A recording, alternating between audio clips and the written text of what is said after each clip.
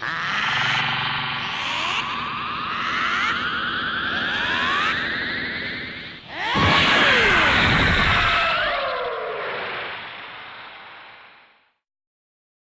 everybody, Jonk12 back here again with another video, and today I'm back with a brand new top 5 list. Last week I gave you my top 5 worst list of the worst and complete trash episodes of the Universe 6 saga of the Dragon Ball Super series.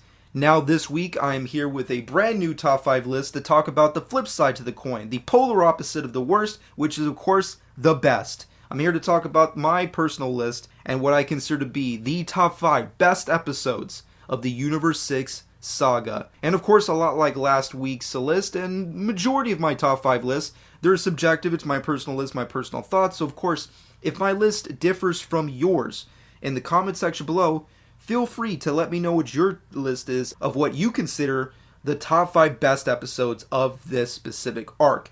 And also on top of that, if you are not up to date with all of your Dragon Ball Super content, this top 5 list will contain spoilers. But with that being said, let's get on with the list. Coming up at number 5 has to go to episode 28, titled The Sixth Universe's Destroyer, His Name is Champa. Now, overall, this is the first episode that pretty much not only sets up this arc, but basically it's the first actual episode that is not a filler, it's not a rehash of a pre-existing IP, which is of course what all of the last 27 episodes were. This was the first beginning, I guess you can say starting point of what this show is and what it continued to be. And overall, I really enjoy it. Not only because it was just a great breeze of fresh air where we finally got some actual content where it gave us a little bit more expansion on the lore, giving us details on the multiverse. We got our first official anime introductions to the characters of Champa and Vados. And of course, we got to see some more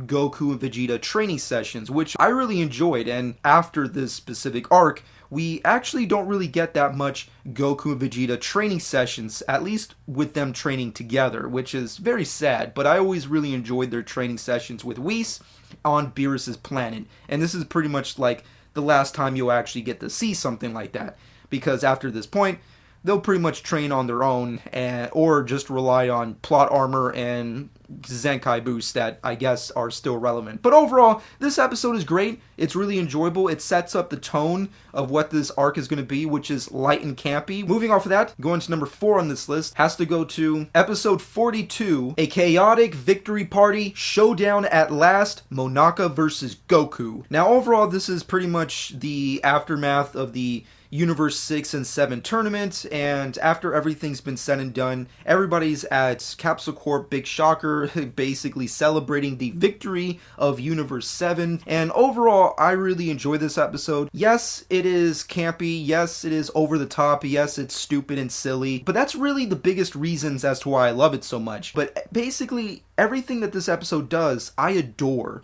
I love the Goku moments. I really enjoyed how obsessive Goku was over getting Monaka to fight with him. I also enjoyed everybody's reactions to it and trying to get Goku away from Monaka. And also I like the fact that we got to see another Goku and Beerus fight. At the end of the day, Dragon Ball Super is coming to a close, and there's a lot of questions that are unfortunately going to be left up in the air for all of us fans to basically criticize and speculate for years to come. And one of the biggest questions was, did Goku and Vegeta ever surpass Beerus? And will we ever get to see a rematch between Goku and Beerus? And for all intents and purposes, we never really got to see that, unfortunately. But thankfully, we got this episode. And even though it's a little bit more campy in comparison to its Battle of Gods predecessor, it is still a really action-packed fight, and technically is a Goku and Beerus rematch. And I love the fight between Goku and Beerus. I loved how, even though Goku believes it to be Monaka, I love the fact that Beerus is actually starts to get into it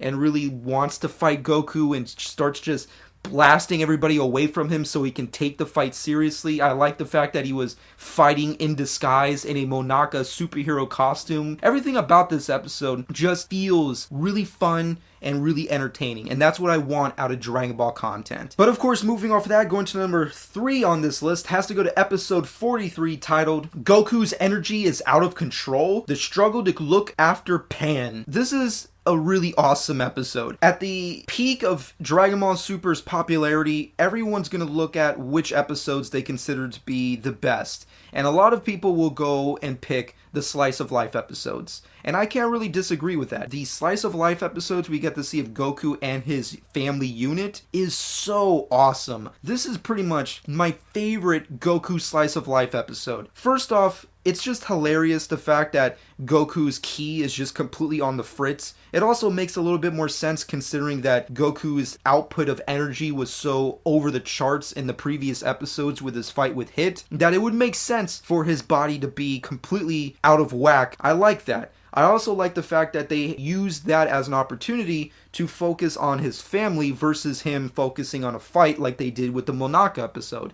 And even though I love the Monaka episode, I love this one just a little bit more, and that's why it's above it. Pan is a very adorable, awesome character in Dragon Ball Super. If only GT knew what to do with her. And in Super, I feel like this episode alone pretty much shows that you can really do something really special with this character. And she deserves to be beloved. I love Pan in this episode, and it also shows that she has very high potential to be a great warrior one day. Not only that, there's nothing better than a Goku and Piccolo filler episode. If you're a hardcore Dragon Ball Z fan, yes, I know filler is the death nail when it comes to a Dragon Ball's fans' ears, but let's be honest here. Goku and Piccolo's filler moments in Dragon Ball Z were hands down the best things that ever happened in Dragon Ball Z. I love the Goku and Piccolo driving episode of Dragon Ball Z, and I just love the fact that Goku and Piccolo continue to have filler episodes to this day. It's very cute,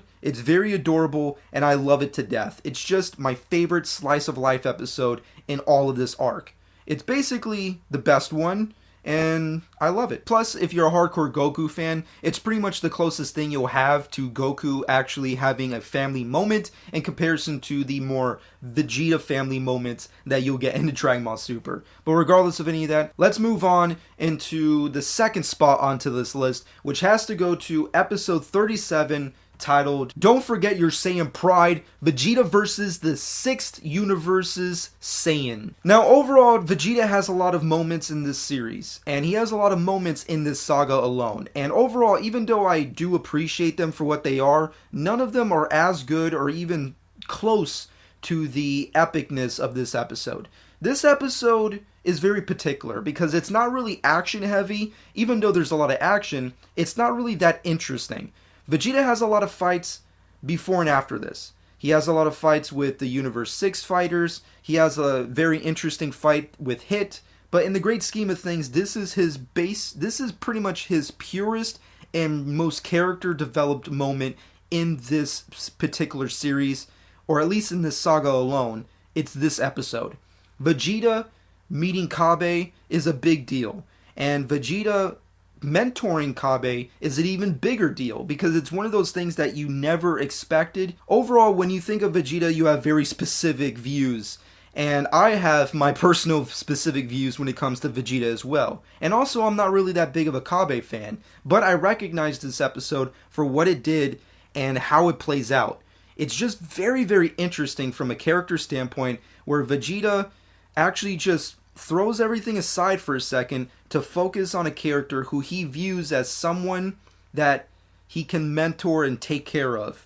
It's very, very appealing, and I just like the fact that we have a moment where Vegeta takes the role of a master teacher when Vegeta's teaching Kabe about Super Saiyan transformations, what it means to be a real Saiyan, the pride of a Saiyan. The way they play it out is just very compelling and interesting. But of course, now that we've reached the last spot onto this list, let's get out some honorable mentions that are really great episodes, but just not as great as these top 5, so which is why they did not end up on this list. But they are great nonetheless, which of course the honorable mentions have to go to episode 31, episode 32, episode 33, and episode 41. And that's pretty much it for my honorable mentions. Now, with that being said, let's get into the top episode that I consider to be the best episode of the Universe 6 saga. Now, granted, I could get some shrugs when it comes to this choice because it is kind of cliche at this point in time. However, it has to go to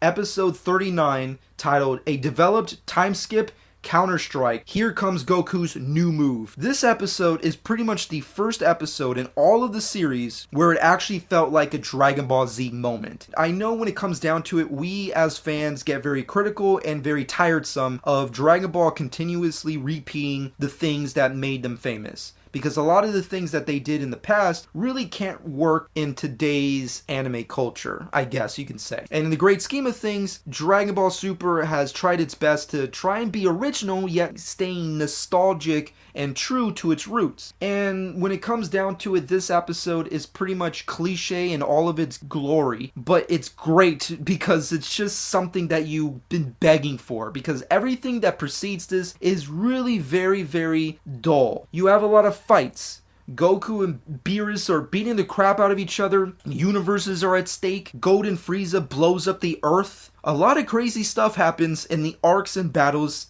before this one, but this episode basically has the power-ups we want, the transformations we want, the fight scenes, the choreography, the set pieces, the epic music. It has everything what we want out of a Dragon Ball Super fight. The Kaioken returns. We had zero idea that would ever be a thing. Just creates such a jaw-dropping moment that really makes you feel like, wow, they finally did it. They finally did something that I can appreciate and feel like, wow, that was an awesome episode. But overall, that's pretty much my top 5 list. I hope you enjoyed my top 5 list. If not, and of course, if my list differs from yours, please let me know in the comment section below. And with that being said, I will be back in a following top 5 list in the future, where I'll be ironically focusing on the future Trunks arc. I hope you enjoy. I hope you look forward to that. And with that being said, subscribe to my channel if you've not done so already. I'd really appreciate that. This has been Untitled 12, and I'll see y'all later.